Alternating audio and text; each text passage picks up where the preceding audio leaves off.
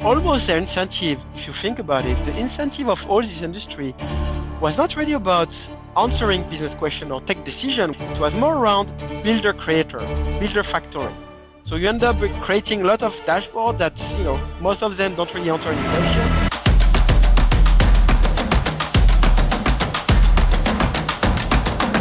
Business and users, they don't want to be empowered to analyze. They just want to have the answer. They don't want to wake up and say, oh, I need to, I honestly cannot find the answer myself because the tools are still too technical. They say, hey, be careful. You should be aware of, this 5 deals slipping, or this customer's not being happy, or this supply chain item is broken, or this medical trial is not going in the right way.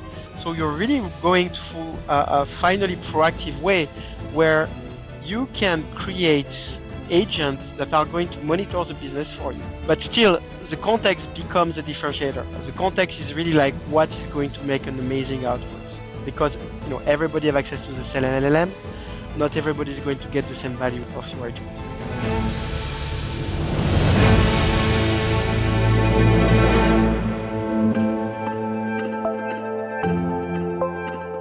Hi everyone, thank you for listening to another episode of Data Innovators and Builders. This is your host Saket, and today I'm speaking with Francois Lopitaux, SVP Product Management at ThoughtSpot. Francois, thank you for chatting with me today. Thank you for having me and for the invitation. Great to have you here. You have an amazing background in data and AI. I would love for you to share of your background with the audience. Yeah, sure. So my background, I'm a technical person, started as a developer, full stack developer. I'm very proud of that, by the way. So every time when I can use it, to my team and say, hey, by the way, be careful, I was a developer before, they really like it. But so that's how I started. I love computers since I was like 5, playing with, my computers that my parents bought to me. So this was my destiny, is really to be a technical working on software. So that's what I did. I started with a small startup in Paris for 6 years, from software engineers to more like business consultants, traveling the world. Then this company got acquired by a bigger one, Salesforce. So I joined Salesforce in 2008, and at the time it was about 3,000 people. So now there are about like 80,000. It's massive, but at the time I was thinking it was actually it was a big company for me, because moving from 25 people to 3,000 was a big move. And so with this acquisition, I got the pleasure to actually have the opportunity to move to San Francisco. So this is what I did 16, 17 years ago now. And also I had another opportunity, which is actually becoming product manager. So switching career, because my target basically at Salesforce was to rebuild the product that was acquired by Salesforce on top of the Salesforce stack. And this was part of the Service Cloud, which at the time was the second cloud of Salesforce. And so I worked there, was amazing for 5-6 years. And then I wanted to change a little bit. And so at the time, actually, Salesforce was building another cloud. And this cloud was analytical cloud. So I had the opportunity to join this cloud as one of the first PM. And so our basically segue was to build a new analytical platform. And so really that this is how kind of like I first get touched to the data world, building this new BI application on top of Salesforce. So I had to learn a lot. It was great. I did this for 6 years. We also bring AI into the mix. So how you can bring not only like the BI and visualization aspect of it, but how at the time you were able to bring AI. So automatic discovery was the term at the time. So how can AI help you to define what insights are interesting and also be able to bring predictive model. So this is what I did for 6 years at Salesforce. Was really good, was really great. Then I decided to move on after 11 years at Salesforce. So I joined a much smaller startup. It was like almost like a pre-product market fit startup doing like very strong AutoML, hardcore AutoML. I was there for like about one year, and after I joined back another company, which I kind of worked on from Series A to Series C. and it was still linked to Salesforce. It was really like data security for Salesforce. It was named Odaseva, and this was in continuity of the data world because it was not anymore about really like driving insight from data at the time, but was more around how to secure the data. So still very interesting. I did about 5 years there. Was really interesting, and then I had the opportunity to have one of my previous manager, Ketan Karkanis, who became the CEO of ThoughtSpot and asked me if I was interested to join and go back into the BI world. So, which I did about a year ago. So that's in a nutshell, how I come from. Awesome. And you have been pretty early into applying AI around data. And ThoughtSpot itself has been one of the earliest companies that brought like a search-like natural language interface to data well Hmm. before, AI and LLMs were there. So, maybe give us a bit of the lay of the land. Like, people have been drowning in dashboards for a long time. How has that evolution been? Hmm. I think Yeah. this, if you look at it, it's like you had the BI world started with business objects and things like that. Tools like of this generation, I'd have to say, which actually is a French company, which obviously I'm French, Mhm. so I was really proud of. Is one of the big first startup to join the Nasdaq, and so it was obviously very complex. But for the first time, it allowed people to get access to the data at scale, be able to take decisions. Then you had the second generation of these tools, which was more around like Tableau and Power BI, and these were more like how can we basically build tools of pure data visualization, but you know against business object, which was very IT centric and require a big server, a big implementation. All these tools was more like targeted for analysts. Like analysts can start day one, bring their own data and drive inside. And I think this has been the state of the industry forever. And ThoughtSpot came with a different paradigm. And very early on, they came with a paradigm like, let's not build tools for analysts, but really let's build tools for end users, for business users. And because of that, they had to innovate. They had to bring this kind of research concept in the BI world, which was a first. And obviously, this was very interesting for me. But um, and this paradigm, kind of like to make this vision happen, they had to build some strong layers to execute on the vision. And one of the layers that they had to build is actually a semantic layer.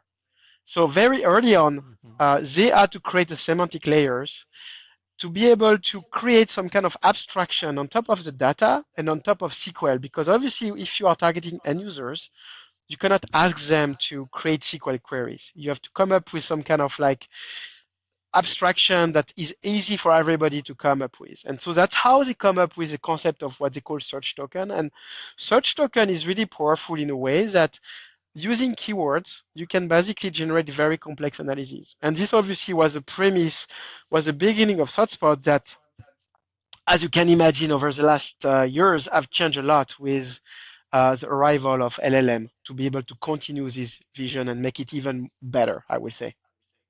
Yeah, yeah.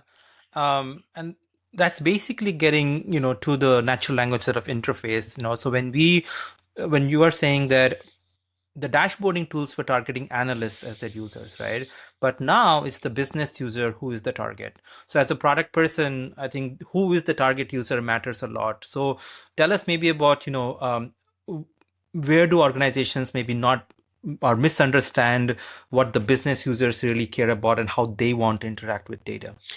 Yeah, no, sure. I think that I think that for a very long time we kind of confuse the market, to be honest with you, especially on the BI side, because if you look at all the messaging and marketing around BI tools, it was all about, oh, we are building a product for you guys, for the end users, for the business person, for the person working as a sales manager, for the person working at the customer service.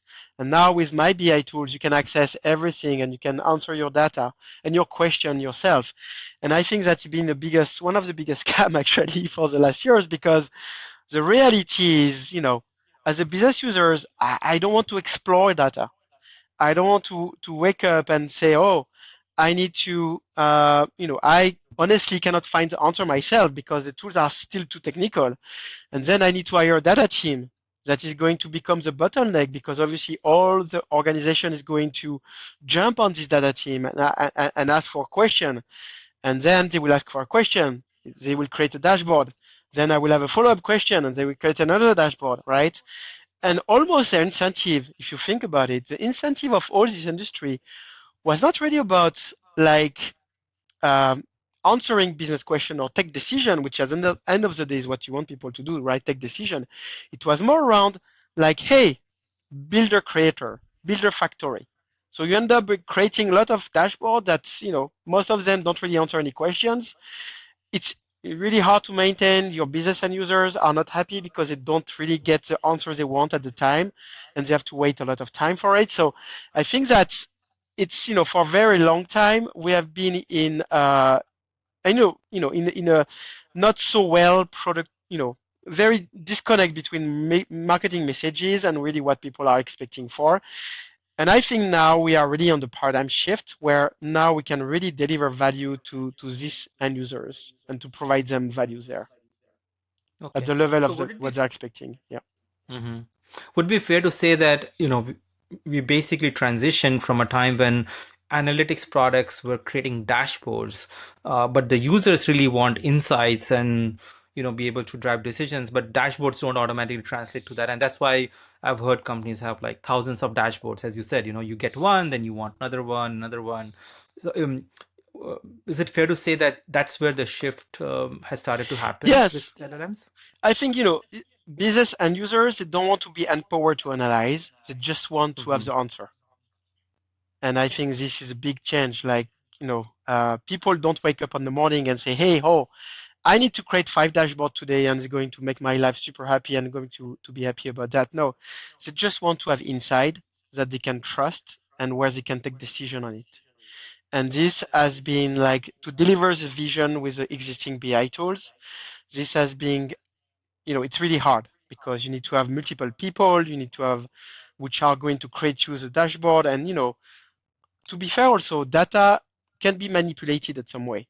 So the people who create also uh, can mislead sometimes with the insight they found and can create not the reality of the business, but maybe the reality that they want to say about the business. So it's also like more you are intermediate people, then you can change a little bit also what is really true and what should be the best decision that sometimes you want to hide or not. So this whole goal of self-service analytics, we can kind of actually get to that now, right? Because it's not Yes. just about the query and the dashboard and yeah. No, finally, I think this is, this has been like what people are asking for years, for forever. And now this is finally possible. For the first time, like the interface and for example, the product that we are providing, they can really like be used by end users and they can really like work the way that you might want them to work. So Yeah. I think it's really that, that's why it's extremely exciting in our industry at this time. So one question I have, because we talk a lot about like data being, AI ready, right? Hmm. Um, when we are thinking about AI ready data, how would you frame it? Coming from that sort of end user perspective, that business user, what they're trying to do, what do you think of as data being ready for AI? Yeah, I mean, obviously, it's all your insight will be as good as the data available, which is, Hmm. a fact. So you need to have at some point the data available. But I think also again here we are moving to a very interesting inflection point because when I was building like in my career tools to do predictive analytics, the data had to be very formatted in a very specific way. You had to Hmm. flatten the data in a nice one table. You need to add one column, which was the outcome tables. All the different, values need to be right. You have to avoid um, data leakage or thing like that to be able to have a good predictable model. And most of the time when we're selling our application, our customers were saying like, "Oh, I don't track this data," or my data are not clean or available in the right way. And most of the work actually was to prepare the data, 90% of the work was to prepare the data, and after 10% of the work was to create the predictive model, right? And I think now, again, we are in an inflection point where the data don't need to be 100% clean anymore. The data can be structured, but the data can be also unstructured. Because now, for example, with ThoughtSpot, we can manage and give you like an answer using like structured data in your Snowflake environment or Databricks or AWS Redshift, um, or your Google BigQuery, but we can mix that with information from Slack or information from your Confluence or your Google Drive. And you don't have to create this kind of like golden data repository with everything in the right format. You just can feed Spotter, which is our agentic solution, with all these different repository. And then Spotter is going to deal with it and going to kind of like extract what is valuable from it automatically. So I think the barrier of entry now in terms of like, oh, my data need to be 100% ready, I think we are going away from that. And I think it's amazing because, it has been the biggest, kind of like slowing down for business to adapt such new technology was all the time the data was not in the right shape. So now it's not anymore the requirement, and which is really driving the great things. And I think the second aspect to it is the fact also that again, back to my AI world and the fact when you are building like a machine learning model, you have to flatten everything and have one beautiful table.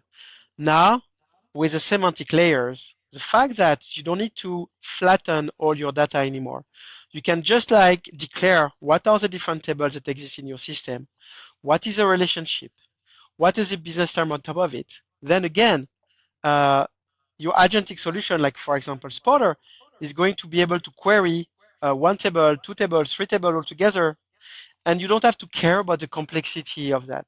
So I think that all the technology now is really helping people, and they should not be scared so much more, so much about that the data being clean enough for that, because the we are moving the barrier of entry now. This is quite fascinating, and I want to double click on some of the aspects that you touched. But maybe let's, from your perspective, coming in from the expertise of data and insights there, right? How would you define, agentic AI when it comes to a business user, a data user?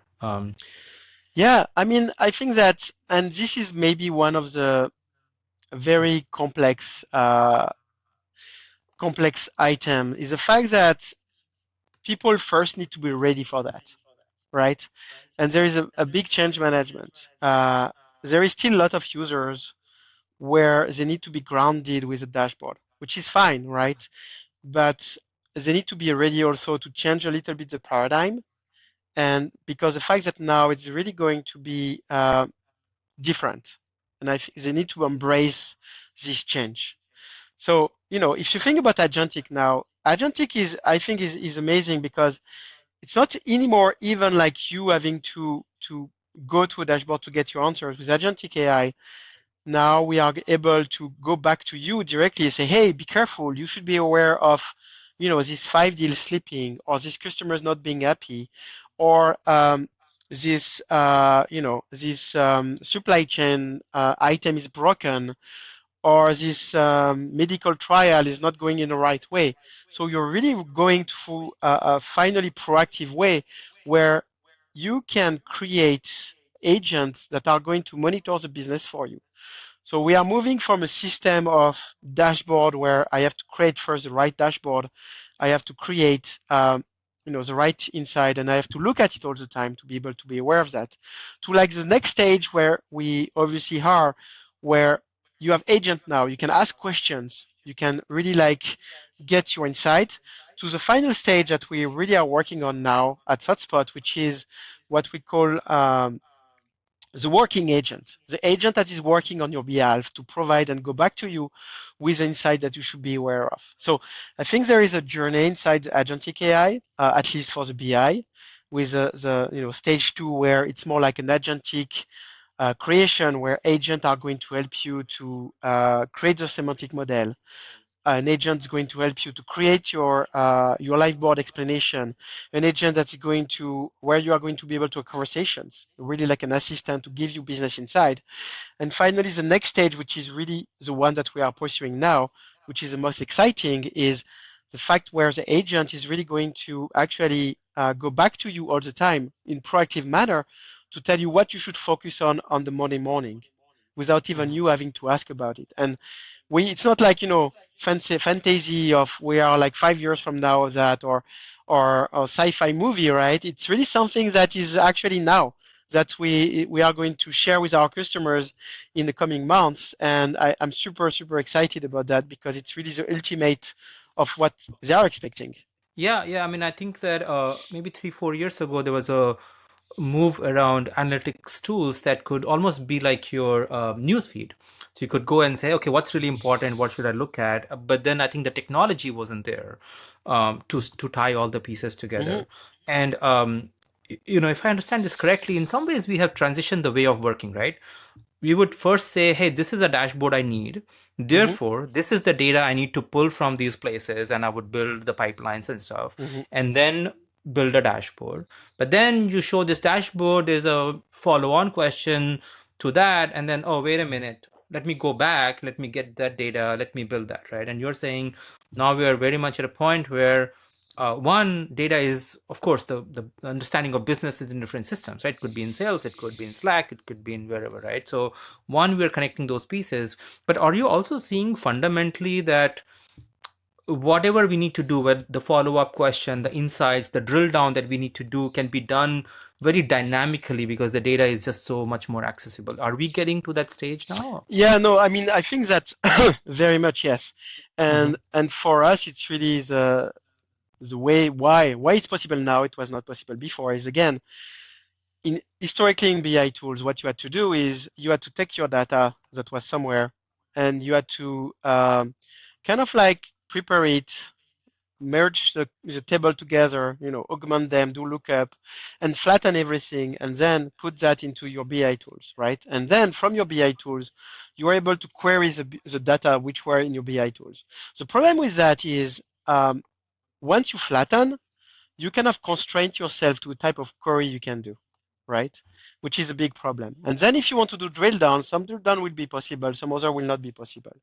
Then if your drill down is not possible, you have to go back to the data stage and you have to rethink about your flattenization to create only one table to run your analytical product on top of that, right? Which obviously is not it's a different team. You have to open a ticket, it's long and so on. Or if you are missing some field and so on.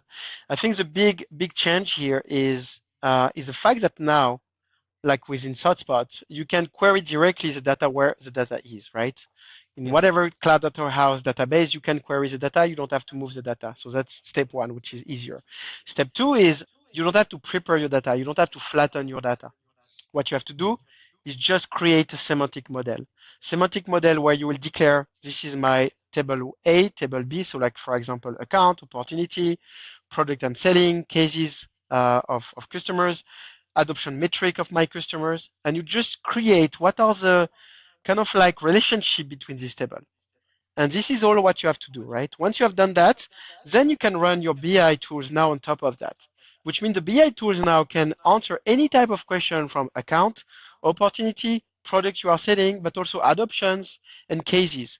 And you don't have to think about all the different, models or data set that you have to create and flatten. You just have to put your system on top of this system of semantic, and then automatically the right query is going to be generated at the right moment. And I think this is a fundamental change that then is enabling like any agentic solution to basically answer any type of query. But if you don't have that, your agent is going to be blind, right? Because he's not going to have access to the right information, or he's not able to generate the right questions because you don't have access to the right way to do that. So I think that's a fundamental shift that is happening now on the market. The semantic model becomes key to this. As you were mentioning earlier, ThoughtSpot was early into the approach Yes, of having a semantic layer. One question I have on that front is that what all does the semantic layer contain? Maybe if you can double click on that sure. a little bit. Yeah. I think for us, it's something that we're expanding actually as we are working on this solution. I think early on it was mostly like, what are the different tables, what are different columns, what are the relationship. We have added also, what type of relationship is it? Is it one to many, many to many? So give him like some kind of more information, because more you give information, smarter is going to be the engine to do the query. Then we have added recently like the AI context.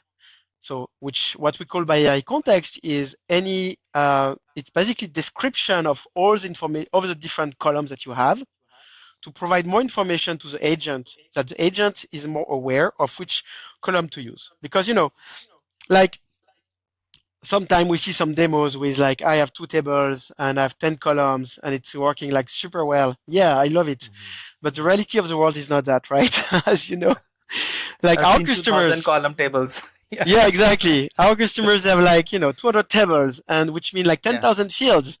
And you need to provide context to an agent that he can, that he can really like understand that. So that's why we are moving from, the semantic layer to the context engineering more now, where we providing more context. So we have this AI context that provide description of your columns. We have instructions. We have also fact tables. So what are the facts about these informations? So more and more layers are added to your semantic layers, because this is really becoming the full context of how to use this model, right? And this is really like the key of accuracy and the key also of transparency, and be able to trust whatever answers you are going to get from your agent. If these layers is not strong, it is bad. And also, we are adding like memories on top of it now. So like memories, which is how people are using it and how they are chatting with us. We are learning more about the model, and then we are storing this memory. So it's really like this is becoming the brain of our system. What's very important is to understand that importance of the context layer and how much that context helps the AI model to actually, figure out what is the right query to generate, and you know, um, there are many signals that you can provide to the model. Would you say that the context layer is like the evolution of semantic layer? Does it add to that? Like, how would you frame that? I think that the semantic layers is being viewed really from a technical point of view of describing your table and your schema. And I think now we need to go to the next level, uh, because again, in the old world, dashboard was kind of like the governance of your data. Dashboard was created by an analyst, and the guardrail was the dashboard, because you were able to control what you expose in the dashboard. You were able to understand it. You were able to provide business context in the dashboard with title, description, and things like that, and you were able to share it. Now in the new era, dashboard, is not going to be so prominent, obviously, and people are going to query directly the data. But if you query directly the data, obviously it's a big mess, right? Some people try, they failed. So that's why these semantic layers is becoming the governance of your data. This is where you are going to, this is where you describe permissions. This is where you describe your table and junction. But this is not enough now. You need to bring more context. You need to be able to tell like what does this means? What is this business about? So everything that, if I will be an analyst joining a company, I need to create this knowledge about the business, right? And so semantic model don't, historically speaking, store these informations. So that's why we need to involve it. Some people are speaking about creating, having more ontology on top of your semantic model.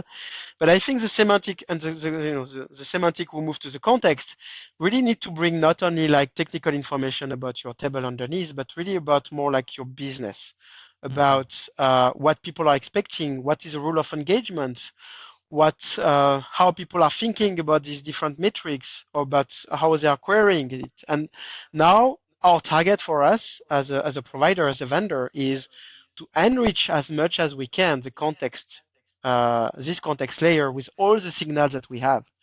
So another thing that we are doing, for example, here is we are now converting our dashboard into memory that can be used inside the context. Because again, when you create a dashboard, you provide a lot of knowledge about your business. So we want to extract this knowledge and make it part of the context layers. So this is a lot of different initiatives there to make this layer more consistent. Usage based also, obviously, like more you are using a certain field, more is interesting. Be able, but what is really most important is how can a company can upload their business rules, their rules of engagement. So that's really like what we are doing. But at the same time, what we need to be careful about is not asking the user to have to do this manually. Because this is, in the early days of ThoughtSpot, we ask a lot to users. We ask them to create description of field. And when you have 10,000 field, who want to create 10,000 description, right? Nobody. And then we find out that when they are doing it, actually they don't make sense. They contradict each other at some way. So it was actually worse for the system. So that's why we are also working on automating a lot of things. So memory creation, we are automating it. The context, the AI context is fully automated because people don't want to spend, 1 month to set up the system. They want to plug it and run it with it. And this is now what we are achieving with our latest version of Spotters that we have announced 2 or 3 months ago, is the fact that the coaching or the training is much less required because we Mhm. have automated a lot of pieces and make the spotter more interesting. What is last thing which is quite interesting is we see a lot in the market like, hey, you are building a conversational analytics engine. Great. And now they're asking you to create like reference questions. So now, oh, if people ask this, you need to answer that. And you need to create 20, 30, 50 questions like that, right? So what is funny about that is basically you are creating a system which is open-ended, where people can ask any type of questions. But now you are constraining the system to these predefined Mhm. queries, right? So this is kind of funny. So that's really what we want to avoid. We really want to Yeah. create a system that can answer any type of question in a trust manner without company to have to train them for like months and months to make it work. And I think we are at this stage now. Being flexible in for the, you're saying business user is the one who wants to use it, right? So being flexible as to what questions you can ask is kind of critical versus being, you know, constrained to what set you can work with. Um, as you were talking about the context part of it, one thing I was wondering was, does this converge the world of structured and unstructured data? Because a lot of context sits today in documents and PowerPoints and slides and so on, right? Because like you were at Salesforce before, and Salesforce is a big source of business data for Mm-hmm. many, business teams and analytical use cases, right? Now, Salesforce is such a customizable tool that company A and company B and their instance and their way of using may be different. And a lot of it is in sales enablement documents and slide decks and so on. So are we converging both these worlds to get the best insights from model now? I think that you have no choice. Hmm. These two worlds have to converge because Yeah. you have so much information. Obviously, both source of information between structured, unstructured. I will say, actually, I will redefine it. You have the data which is inside your cloud data warehouse, and there is a data into your enterprise data, like Salesforce, for example, and then there is your Hmm. unstructured data, right? And these are three different flavor of your data. But the thing is, they cannot live without each other. Like for example, we have been a launch partner with Slack. Slack have launched an MCP server recently. So now you can go to Spotter, and in every meeting when I go to see a customers, what I'm doing now is I go to Spotter and I say, hey Spotter, can you tell me about these customers, about his adoption numbers, about his deal in progress, renewal, open cases, but also any conversation may happen on Slack that I should be aware of. And Spotter is going to be able to query all these different sources. It's going to be able to query your product adoptions that may be in your cloud data house. It's going to bring the latest deal in Salesforce. It's going to be able to bring conversation from Slack, even like information from the web about the specific company, about what's happening in the world. Do they have an M&A or do they have big news, right? And Spotter is going to be able to grab all of that, bring it together, and lay me out concrete answers with a table or very easy to digest.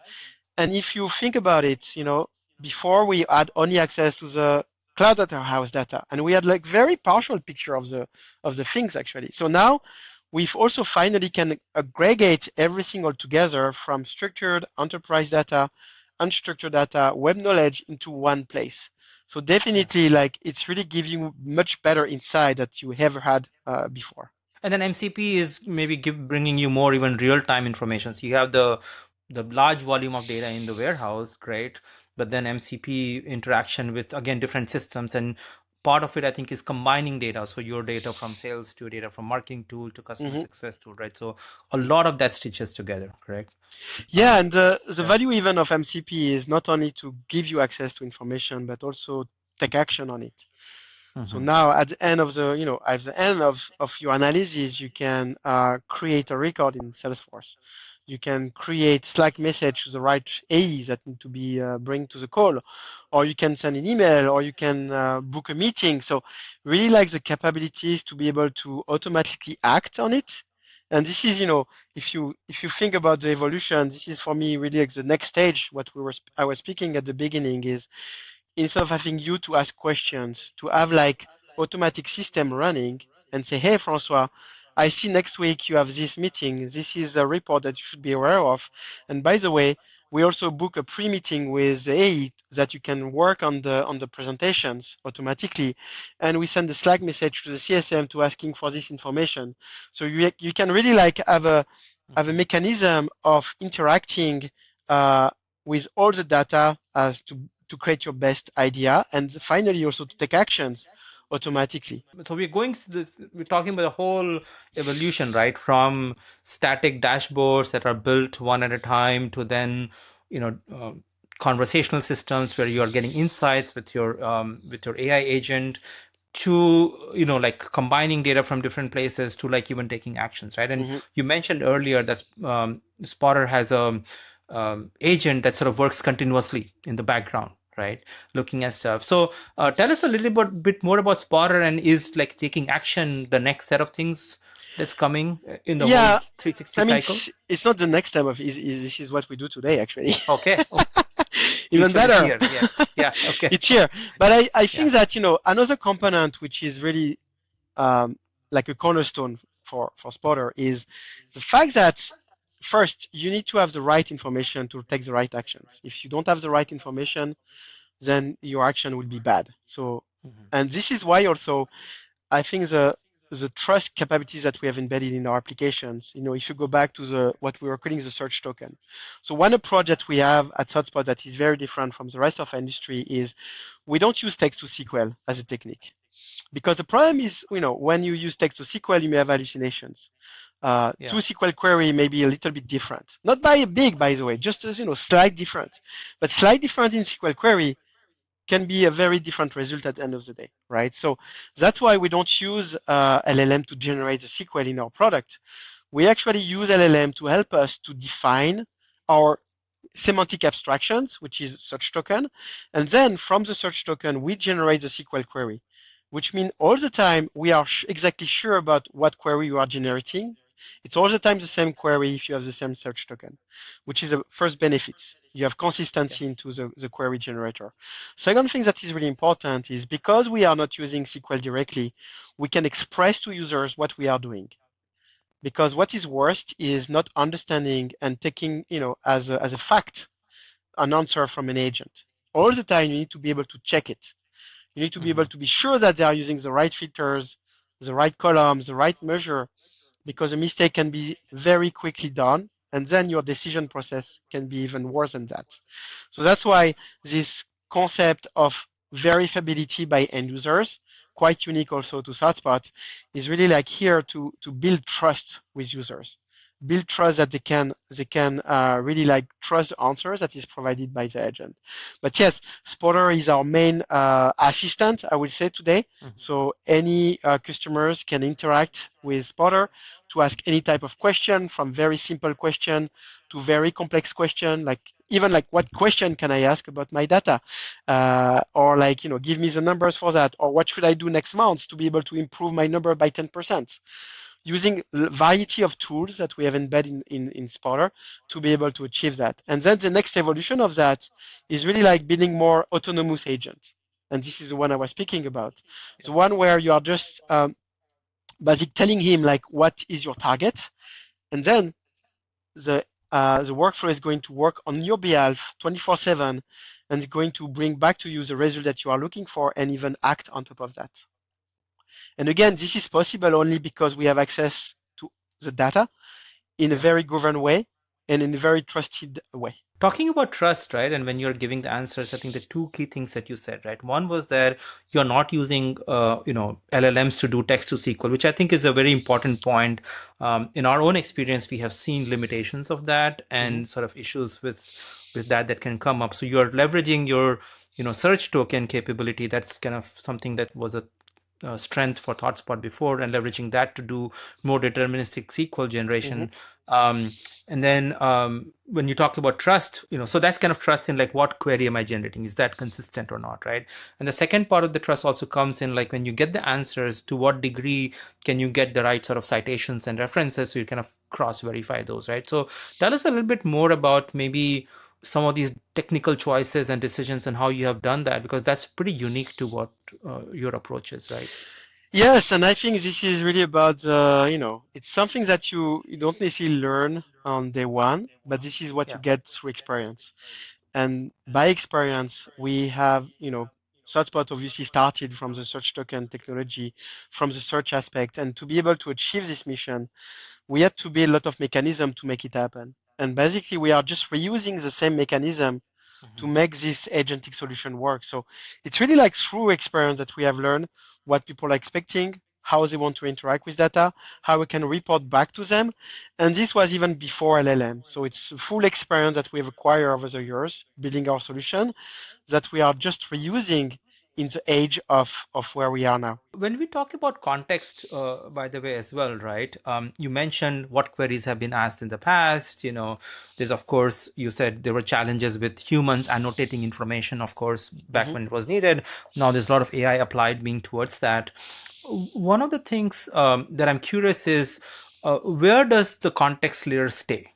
Does, I've seen catalog companies also try to look through query logs and stuff and get an idea of what questions have been asked, and they were a place for people to write documentation, more wiki style. Now we've gone past that evolution. Like nobody wants to go write a page on everything, Mhm. right? So, how is this, maybe converging between analytics and catalog, or where do you see that going? I think it's a very good question, and I don't. I mean, I know what I would like to have, but I'm not sure Hmm. it's the right answer. I think obviously, you have the vendors that are just doing semantic layers, right? You have now the cloud data warehouse that are also providing a semantic layers, starting Snowflake, Databricks, and so on. You also have like all the BI products. Some of them have some concept of BI of semantic layers. So ThoughtSpot obviously started one long time ago because we had to do have one, right? And then more recently, you may have heard about OSI, the Open Semantic Interchange, which is Hmm. a community of basically all these vendors and users coming together to define what should be the format of these common semantic layers. And I think it's hard to say like, oh, the semantic layer is going to sit here or there or there. I don't think it's going to be like one unique answer. I think it's going to be more like, okay, where does that make more sense for your business? Where it should sit, right? Should it be more like higher in the stack, like in your BI? Should it be like very low at your data warehouse? The problem again is what is inside the semantic layers and who is building it, right? Because more it's business oriented, less they have access possibly to the cloud data house to provide the right informations. Higher is it at the top, then you need to be sure that everybody is going to use it, right? So I think that's why right now the OSI is really a good answer because having a common language across all these different layers is actually going to enable people to decide by themselves where they want to make it sit. So the fact that you can easily move it then from Snowflake to ThoughtSpot, then to dbt to at scale and so on, right? So I think that we don't have the answer yet. I think that there is value in every layers because in every layers you have knowledge that the other layer don't have, right? So for example, in ThoughtSpot, you may create dashboard. In ThoughtSpot, you may have also directly contact with the business and users, where they may provide you business information, or this is where you get the conversations. So you have then all this information that you are capturing here. You may want to share it with a lower layer. So I think that's why having a common format that everybody can share and exchange information cross layer, I think is a really, really good initiative. And that's why we are part of it. And Yeah. you know, I think is really going to be a good answer to this problem. I feel like, and you might have good insights into this, right? Sometimes people are underestimating the complexity of creating solutions. So let me explain that, right? So data is a raw material. The context semantics are also raw materials, right? But at some level, maybe there's an assumption that if we have the data and the semantic layer, then anybody, I can also bring an AI model and I can also get all the insights and stuff, right? But the gap from that raw material to actually really, you know, in, key insights into the business, a lot of that, as you said, is also coming from the prompts. That's why the memory layer. Business users may be explaining like, oh, this is how our supply chain works, by the way, and Mhm. therefore, and so on and so forth, right? So where are people missing the question? Are we attributing too much to the AI model and what it can do if we just threw everything at it? Um, I think we definitely give too much credit to the AI model. AI is like a CPU, right? The LLM is like a CPU. yeah, You set instruction input and you get some output. Better your inputs and instruction are, better is the output. Don't get me wrong, right? They are an amazing CPU, right? Very yeah. smart, very strong, and something that was not available before. But still, the context becomes a differentiator. The context is really like what is going to make an amazing output because everybody have access to the same LLM. Not everybody is going to get the same value of your agent. And would you say that kind of creates an advantage for you guys, having seen that, well, text to LLM has certain limitations, having seen that business users are interacting with you as helping enrich that context and so on, right? So sort of, creates that advantage in how your product serves people better, right? Definitely yes, Yeah. definitely yes. And the Okay. fact also that we can connect to every different type of content, every type of cloud data warehouse, it's kind of like an abstraction layers between that you are building between the storage of your information and the way you experience the data and the ways you interact with your data. Like you don't have to pick, one unique solution. You can really like have abstraction layers that give you flexibility because, we don't know what tomorrow is about, right? If tomorrow, yeah, there is a new database, a new repository of information, a new thing that you want to adopt, you need to be able to have abstraction layers that you can quickly switch and plug it to your experience layer. I think going into one of the things you mentioned, how in some ways the work has also changed, right? I mean, from defining those dashboards and data to where we are. What's your take? I mean, you've been in the space, you've seen AI actually for a long time. Like, how are teams going to evolve around data, analytics, insights, however we use the terminology? Hmm. I mean, it's it's what we don't like as a tech people. We like to build products, but the reality Yeah. is usually it's more change management and building a product. So, and this is really like having people with open mind, having people with curiosity that they are ready to change the way they work because a new way of working is going to be 10 times more efficient than the old way they're working. So I think that as a customers don't need to be stuck in the BI world and having the most beautiful dashboard with a pixel perfect because this is not how you make money. This is not how you take better decisions. This is just like a piece of art, which is, it's beautiful, but it's a piece of art, right? So they need to really to be ready to move to the next stage of that and be able to embrace the new way of work. So if you think about data leaders, again, back to my point, they need to become like agent manager.